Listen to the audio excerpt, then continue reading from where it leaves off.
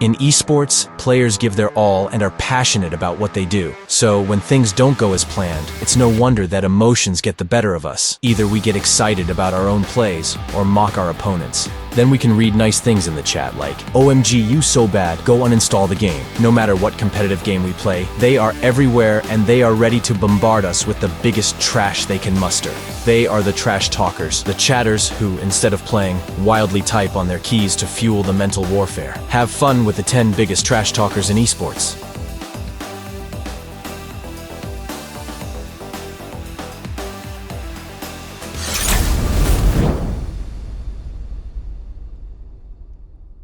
Top 10. A trash talker from Call of Duty has embarrassed himself slightly with one sentence. In the summer of 2021, Optic Gaming was struggling because of pandemic and online competitions in the CDL. Their player Formel was asked at the time, "Who would you have liked to kick off the team, but never did?" Without even thinking, he answers Crim6, a former teammate. Who do you wish you dropped but never did? Crim6. If only he hadn't said that, because Crim6, who played for Dallas Empire back in the day, just destroyed him and Optic at the CDL Stage 4 Major LAN event. Sometimes karma is just waiting around the corner. Just a couple seconds needed, and Empire take both hard points.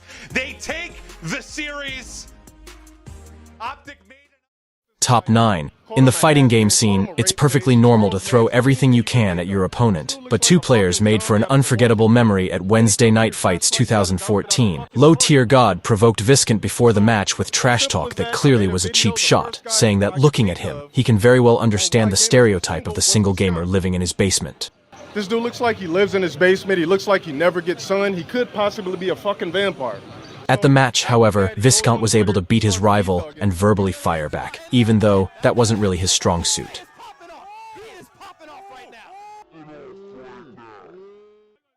Top 8. In the European League of Legends scene, there is one player in particular who is considered the king of trash talk, Miracle. Whether he's playing against Faker or other Asian teams, Wunder doesn't hold back on trash talking. Even his competitors in the LEC are not spared, like Armut, whom he attempts to bait to flash with saying, "Press F to dance," which has even worked in the past. He has often made his opponents mute him in-game because they don't want to listen to his banter. He's definitely got psychological warfare down pat, but sometimes he gets the bill for it.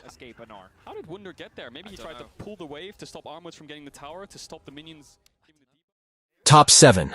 A moment in Halo Esports earned cult status and rose to meme status. At the time, the player Snipedown, who you might know today from Apex Legends, was considered one of the best Halo players. He had made a name for himself, and his rivals started throwing some trash talk at him. In doing so, they seriously say that they are really nervous and scared because they are about to play against Snipedown, the best player in the world. Oh, I'm really nervous and scared because, Snipedown is like the best player, and it makes it really tough.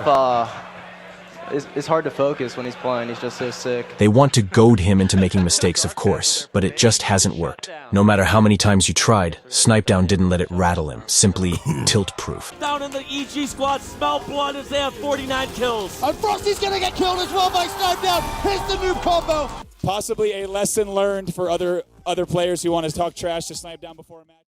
Top 6. Although Europe and America like to team up against the Asian regions, the old rivalry between the two will probably never go away. This was evident once again at the VCT Stage 2 Masters in Reykjavik, when the North American Team Version 1 played against Team Liquid from the Netherlands. Do you remember the former Counter-Strike player Scream, who is known for his one-taps? He definitely has a very clear opinion on NA versus EU, which he has also said many times in interviews. The NA style of play is simply predictable, and EU players practice harder, according to Scream, but the result of the match didn't speak for it. Just get detained. Link goes forward. Penny gonna trade one out. Link swinging through. Zelda's gonna trade out finally. He's detained. He's got to stand as watch as V1 against all the odds, against all the doubt. Rise above. Top 5.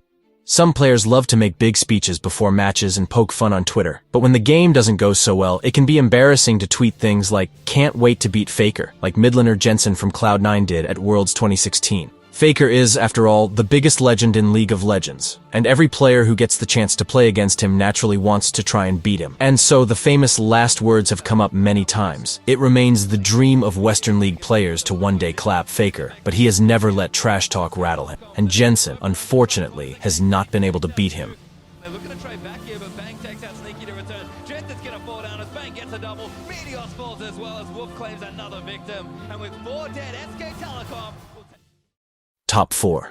When it comes to trash talk and banter, of course we can't leave out fighting games. Esports thrives on provoking each other and trash talking. It just goes together like a pot and a lid. Especially the two players, K-Brad and Wolfcrone, can look back on a long common trash talk past, which lead to a special relationship. K-Brad even tried to compliment his opponent at the final round 20, but Wolfcrone interpreted it as an excuse for his mistakes. Then when K-Brad wins the tournament, he had to rub it in his rival's face especially deeply. The audience loved it. Oh, tell him about it. Wow, my man's demeanor. I love it. His demeanor changed so quick. It went from hate to handshake. Did you see what he did?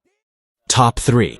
If you can dish it out, you should of course be able to take it, and Stewie2K has already shown that he can at this press conference. Before the start of the A-League Boston Major, he was asked by a French journalist how it feels for him to play again against G2. How do you feel to play again against G2? Because you will lose against them, so...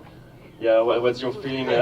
Against whom he will finally lose the second time. He himself had to laugh at the question, and his colleagues from the other teams couldn't help smirking either. Stewie confidently said that his team would have better chances in the best-of-5 format, and this cheeky question probably motivated him to give his best. Cloud9 managed to win the series against G2. Sometimes a little trash talk can motivate you.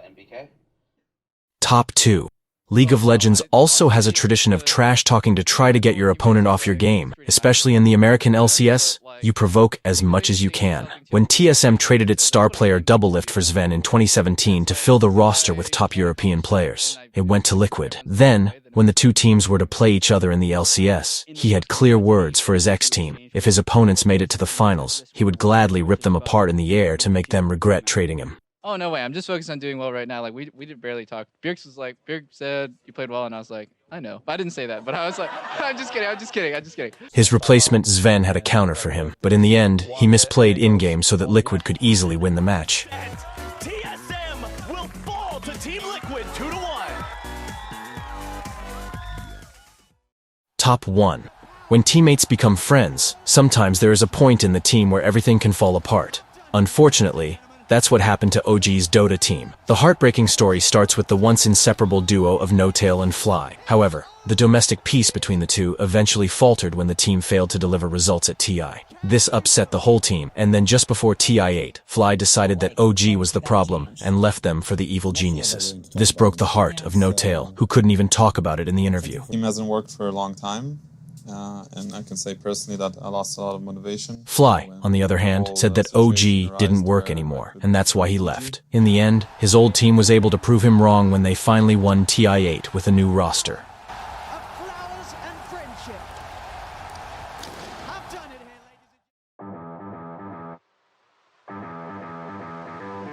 That was our top 10 video of the week. What about you? Are you a trash talker?